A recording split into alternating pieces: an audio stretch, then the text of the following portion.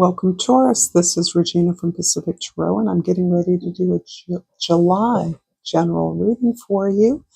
The energy I pulled for your overall energy is the Two of Pentacles. This is you making decisions, balancing things in your life, integrating lessons from the past into possibilities for the future, understanding the dynamic power that you hold in your hands. You are abundant and you're looking at ways to ease that into your considerations for future possibilities.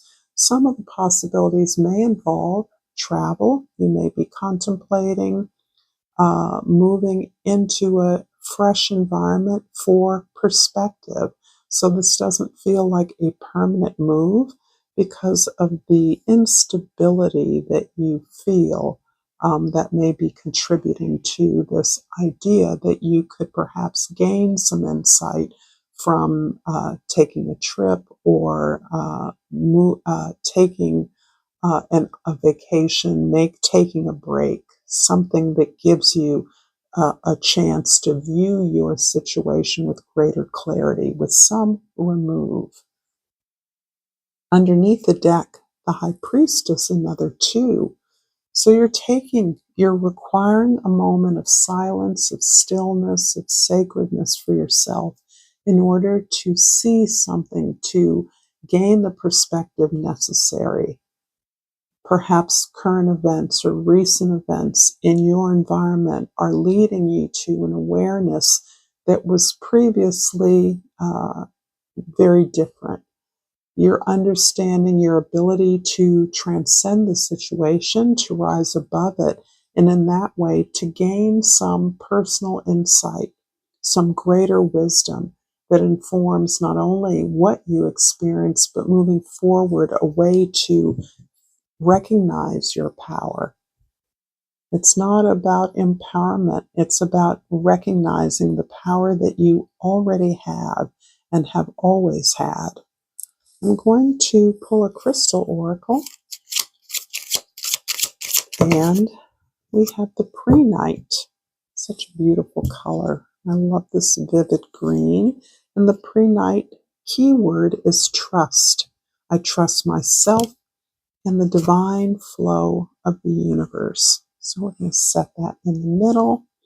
And we're going to start with your 10th house, the highest star in the sky, your sky with the World card. This is the way others see you and the way you see your opportunity you identify in the world.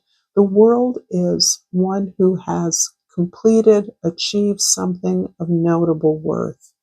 You feel that you have completed a long journey, that you are now preparing for a transition, or you have been in a transition for which you prepared for a very long time. So you have already and are receiving these rewards. But among the rewards that you're receiving is the understanding of what you learn, what your resources now are, what power, what lessons you can leverage towards this new environment, this new state of being, this new version of your life, this new stage of your life.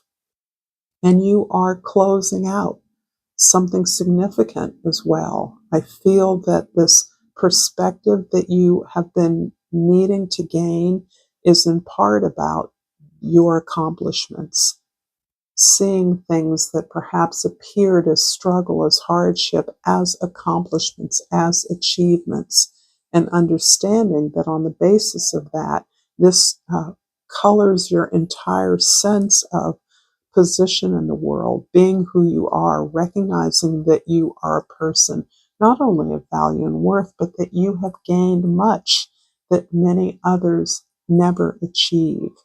And this feels important to some of you, of understanding how much you have achieved in your life. No matter how modest it can appear in the eyes of others, this is important about your value and your worth. And this is preparing you to move on to continue that sense of accomplishment, success, fulfillment, and achievement.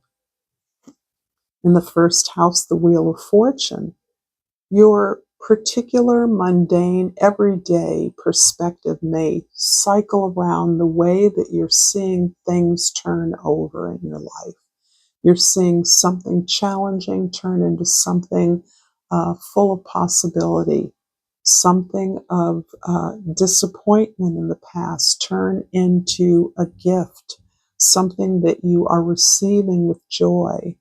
There's a shift in your perspective that has been accomplished because of your hard work, because of your ability to stay the course with something. And you have persevered throughout challenge by doing your part and assisting those who were struggling to find their strength, to find the will and the ability to move forward. So this is being rewarded by your sense of newness, of freshness, of possibility in a place where perhaps you once felt a sense of limitation, even oppression. In the fourth house, we have the Ten of Cups. I'm not sure where that humming is coming from or if you can hear it. Anyway, it may be some kind of confirmation.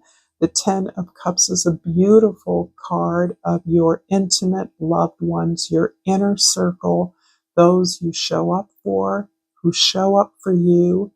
This is the love that is reciprocated, that you stand by, that supports you, and that you give unending support to. So despite it being a 10, which always indicates a kind of change or shift, there's also a sense of stability in terms of your uh, strength and ability to navigate the relationships, the fluidity of that love and support that surrounds you. And the seventh house, the house of your significant others, the Hanged One. The Hanged One talks about stepping back from a particularly intimate relationship. This can be with a lover, with a friend, with a family member, in which you understand that your perspective is being changed. Perhaps your position or attitude towards an individual or individuals was once more limited, and you recognize that you're not seeing the whole picture. You're not allowing perhaps full acceptance of another person's wholeness into your consideration of the relationship. Perhaps you're only seeing one side of a person or one aspect of someone, and you are limiting, therefore, their ability to surprise you, to um, uh, come to a level of mutual understanding with them. But I feel like there's some delay here, some need that you understand to step back from some of the relationships in your life in order to appreciate them afresh and to make decisions based on possibility rather than limitations. I hope that's clear to you. This is a general reading, Taurus. It isn't going to resonate for all of you. If this resonates for you, please like this video. Share it with others if you feel inclined to do so, and subscribe to my channel, Pacific Tarot. It is important that I be able to continue doing what I want to do, what I do. Your time is valuable to me. So I'm going to begin to clarify the Wheel of Fortune here in the first house with the Queen. I'm sorry, this is the King of Pentacles in the second house, the Magician in the third house. Taurus, you're all about your possessions, the security, stability, and comfort of those. that is critical to you. As the King of Pentacles, you are in your arena by mimicking natural abundance and beauty, harmony around you always. That is important to you. That is the reflection of your sense of self-worth and your position in the world. The Magician in the third house is expressing your desire to pursue a desire or an intention. You're to a place where you have an idea of something that you want, and you understand that you have all the tools to achieve that. And this feels like a breaking out of a family circle or a family story in some way, that you are independently voicing your desire for something that you are in a position to pursue. This may be something on behalf of your inner circle. It can include family, it can include friends, it can be about a professional or an association that reflects work that you do, or an interest, or a group that you belong to. So you are intimately connected with this ability to produce, be productive towards something that is important to you. You may be orchestrating a team or an effort among your family to achieve something, to do something together. This may involve finances, leveraging family resources so that you can share more, or perhaps uh, dispense more of your trust, your holdings, your resources to members, other members, friends, as well as family.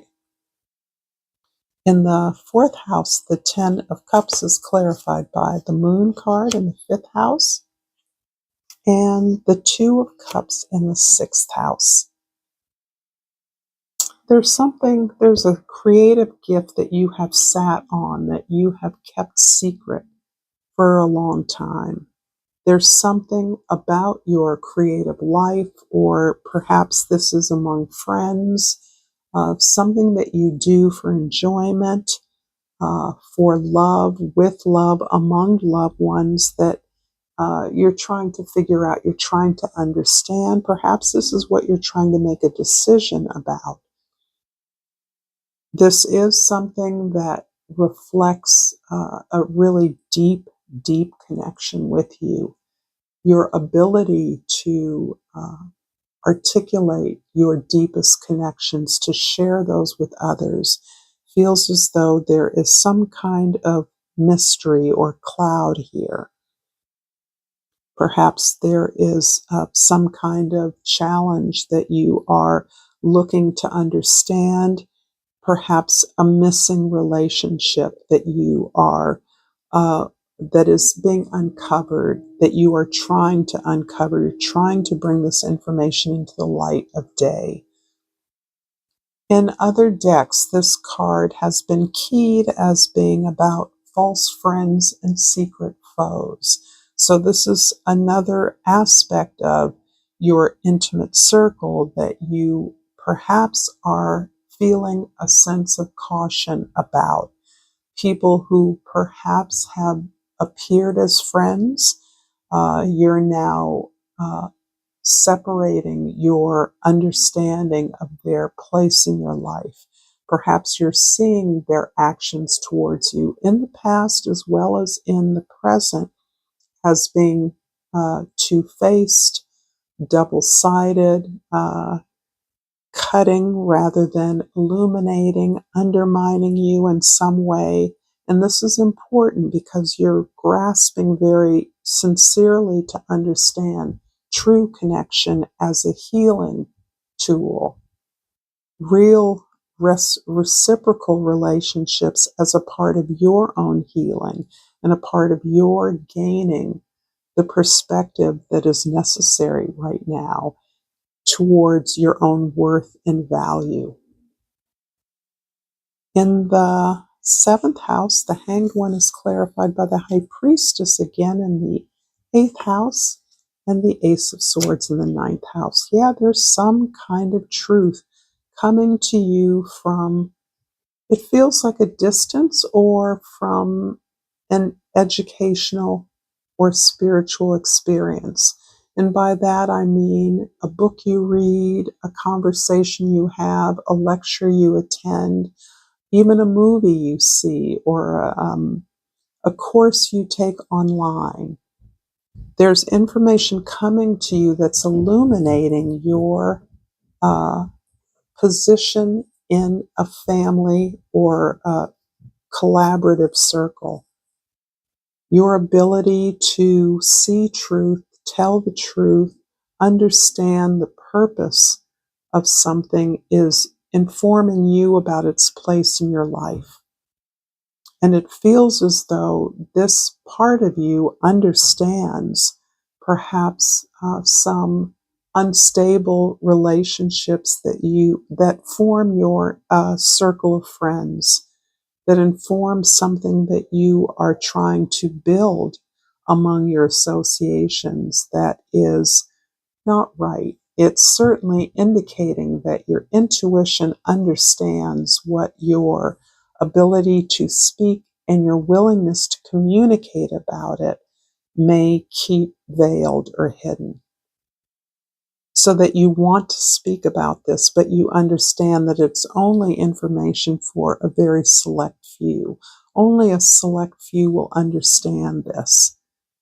But this is part of opening you up to some new truth, some higher truth, some higher justice in your world. In the 10th house, the World card is clarified by the Knight of Cups in the 11th house and the Seven of Wands in the 12th house. You're really wanting to act from a place of not just love, but your creative imagination. And there feels to be an effort on your part to express yourself that feels clouded, that feels heavy, that feels unsure. Perhaps there is someone who you feel is offering you an opportunity that you're hesitant to take. Perhaps that opportunity is one that makes you feel as though you must defend yourself. You must stand up for yourself. And this is appropriate because the ability to stand up for yourself is about you speaking your truth and standing on it. Not just saying your truth, but standing in it, defending it. You're bridging something, and on behalf of others. I feel like you've moved into new territory and you're still looking at how to bridge these different worlds, the world you've been inhabiting and the world that you are being exposed to and you would like to inhabit. There's some sense of defensiveness, a sense of holding your own, or standing in your truth that feels as though it is perhaps perceived as adversarial, only because you haven't always spoken up for yourself in the way that perhaps you've defended others in the past. I'm going to finish up this reading, Taurus, with a seed and sickle card, and I pulled for you the seed. This is number 0, so this really does resonate a little bit with the energy of the Fool card, which is the adventurer. And so I'm going to look this up, and what the seed card describes is this is the beginning. The first act that will set all of your plans into motion. The seed may seem small, but it's full of potential, containing everything it needs to grow into something incredible. Take the time to nurture it and give it the right conditions to flourish. You may already have several seeds growing. Do not be afraid to let this one remain dormant a little longer. It will come to fruition when the time and conditions are right for it. This is absolutely amazing Taurus. If you've enjoyed this message, check out more content here. And until next time, namaste.